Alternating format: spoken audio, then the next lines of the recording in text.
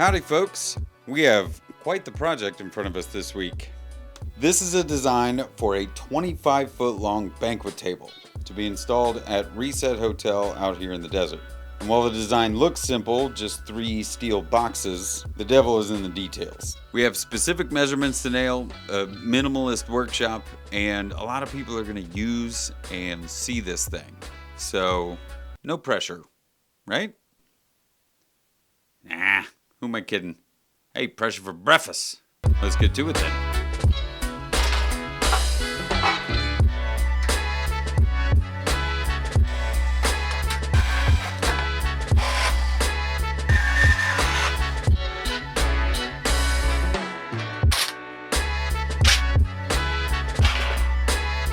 You see all that steel?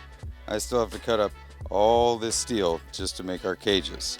So instead of making you watch all of that repetitive nonsense, I'm going to show you that I made a cut list, and I'm going to cut this stuff out to the cut list, and then you'll join me again. Ta-da! That's all the initial angle iron cut. Of course, we're not even close to done. Let's talk about what's next. So I've got all of my stock cut down, but I want to do a little bit more on the preparation side because it'll make my job easier when it comes to the fabricating and welding. And I've learned a couple of things over the years of making a bunch of boxes out of angle iron, and I'd like to share my thought process with you guys because I think it makes our job easier when you have a smaller workshop, limited tools, no fixture table, what have you. Ready? So this is our good old friend angle iron, and we love angle iron because it comes in very regulated sizes and is very strong for how light it is. We need to make a box. Whoops. The thing that I think 90% of us do is just cut a 45 out of it, cut a 45 out of the other piece, join them together with a butt weld, and call it a day. Now there are 2 main things that I learned to pay attention to after years of mistakes, specifically with using angle iron and trying to take measurements and execute things to spec. Point number 1.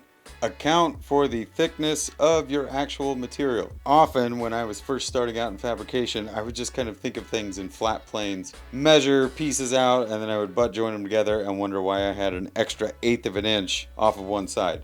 And that's typically because even if you cut that 45, if it is not perfectly 45-degree angle, you're going to end up with one of your pieces of material probably sitting inside or outside, and then you'll wonder where that extra 3/8 half inch came from. Account for the thickness of your metal. Second point I want to make is about joining your pieces of steel. This part should take all of your preparation to make it dummy proof so that you don't run into issues in the future. Let me tell you how I'm going to avoid that. So every time I've had to weld one of these 45 pieces together, I have to figure out where to put a magnet or a clamp. That leaves me with 2 choices. Putting a magnet here on the inside, thus covering up anything that I'm supposed to weld, or I can put a square on the outside and try and clamp it down, but then I can't weld anything on the outside until I weld stuff on the inside. And because of the way science and heat works, these angles are going to want to close. I don't know, all of this it makes sense when we first start because it's easy. Instead, I'm going to let my material do a lot of the work for me.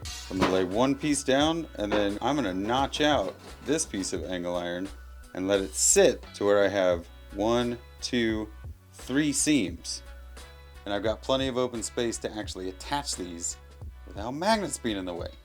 You get it? One last bit of quick math for you. If this is 2-inch by 2-inch angle iron, we basically have a 4-inch weld seam. What is this one? It's 6 inches. 6, hold on, let's write this down. 6 more than 4, which equals better. Okay, let's go.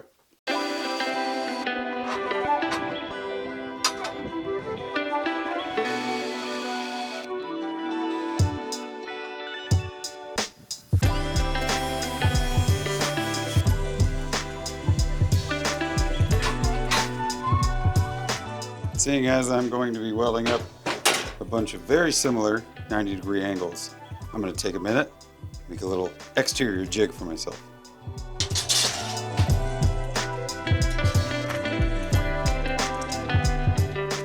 All right, Now I've got external pieces that will allow me to square the pieces in and recreate this shape 4 times without the guesswork. Let's get to welding, finally.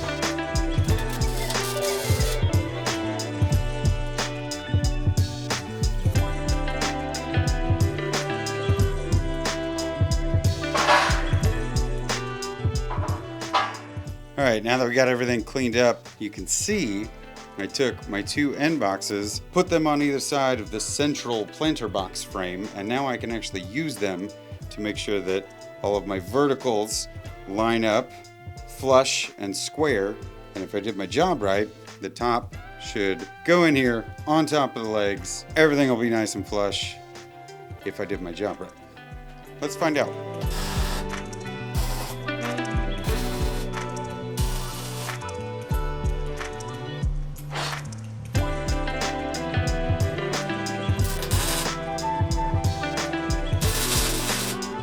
All right, that's all the initial welding out of the way, and seeing as I already have the giant super heavy planter box on my temporary workbench, I'm gonna go ahead and stitch up all the seams. That way I know it's sound as a pound, and then we can start skinning all the pieces. I should turn the machine on first. Yeah!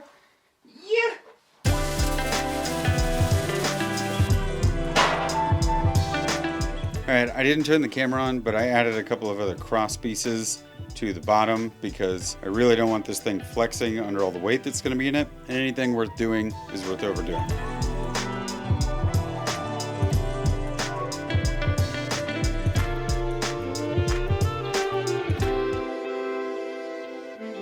I'm going to take a break from the giant planter piece because there's more fabrication to be done there, and honestly I'm tired of moving around. So we're gonna move ahead to skinning the smaller boxes. I'm gonna take a piece of this steel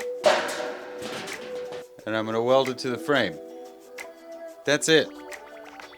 Let's go. In case you're wondering why I'm welding with this being the setup, it's just so that I can clamp and index one of my corners really easily, and then I can just use gravity as my friend and tack weld along this plate. That way I know it's dead flat, and then I can flip it back up and finish off the edges.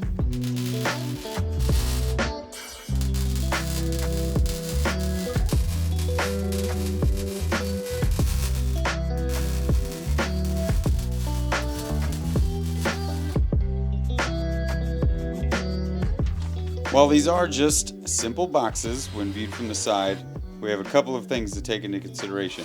One, this design only works if everything is done absolutely dead square 90 degrees and the place we're installing it is also dead flat. That's almost never the case. This is kind of what the pad looks like at the hotel where this is going to sit. This is over exaggerated, but it does have a grade in the middle to allow for drainage. By adding the adjustable feet, we'll be able to hide them a little ways inside the frame and they'll drop down to help account for some of that grade difference. It also allows us to level things on site, make it really nice, all the things. That's why we had feet.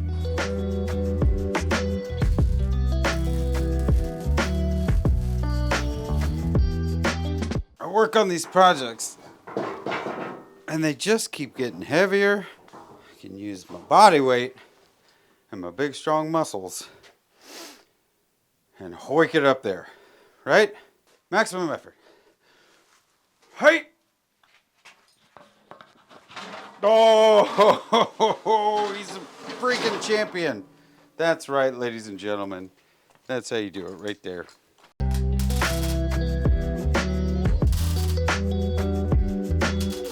I'm gonna weld the bottom plate on the inside of the frame because I want to avoid any possibility of this bottom sagging under the weight of all the gravel and dirt and plant that is gonna be in here. So by welding it on the inside, I can weld plenty of contact points, and with these being here, it should really help alleviate any kind of sag.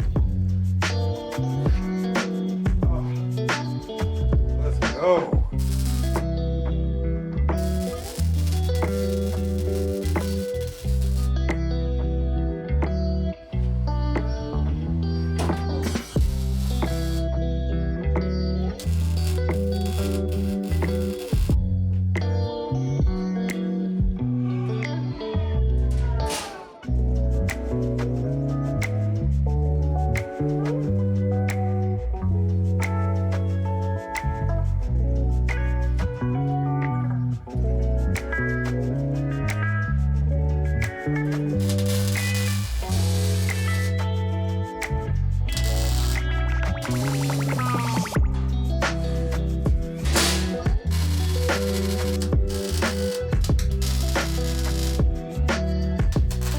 Now that everything is welded on all 3 boxes, I'm gonna take my flap disc and knock down all the welds, and then I'll take a sanding pad and then I will square off all the corners and then probably just take a Scotch-Brite to knock down the sharp edges. I'm not gonna make you sit through all of it because this is gonna take a couple hours. Okie dokie. Okay, we're in a bit of a time pinch, but I did finish grinding everything. Now I have to move it over to the space that we're going to do the patina on. So I called in some extra muscle to help me move everything. Muscle! Hey, muscle!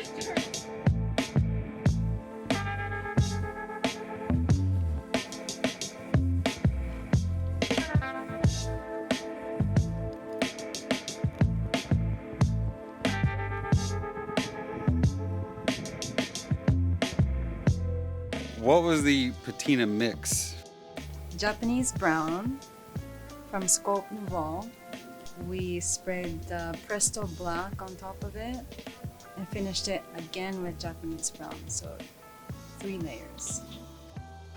Not clear coated, warm satin, adding to the depth of things.